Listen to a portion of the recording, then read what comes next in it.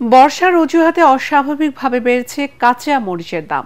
সপ্তাহের ব্যবধানে কেজি প্রতি প্রায় 200 টাকা বেড়েছে, যা আগের তুলনায় প্রায় 3 গুণ। এছাড়া সবজির দাম কিছুটা সহনীয় হলেও চড়া মাছ মাংসের বাজার।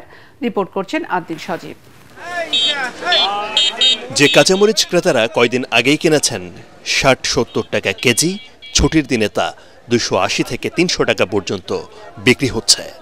কিভাবে রাতারাতি দাম অস্বাভাবিক হচ্ছে হিসাব মিলছে না ক্রেতাদের। 50 টাকা 150 গ্রাম, 2-3 গুণ 4 গুণ হয়ে গেছে। তো আমরা তো আশা করে আসছে 60-70 টাকা কেজি, এখন তো দেখছি 300 টাকা কেজি।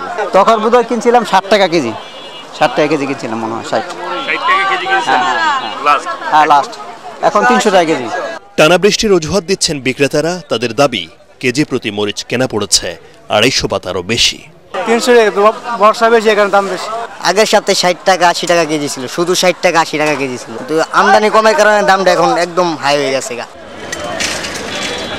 বেশিরভাগ সবজি বিক্রি হচ্ছে 40 থেকে 50 টাকা কেজি, কোনোটা তারও বেশি। অতটা অস্বস্তি নেই ডিম ও মুরগির বাজারে, বিক্রি হচ্ছে প্রায় আগের দামই। তবে বাড়তি দামে কিনতে হচ্ছে মাছ আর মাংস। আদ্দিন সজীব, এটিএন বাংলা, ঢাকা।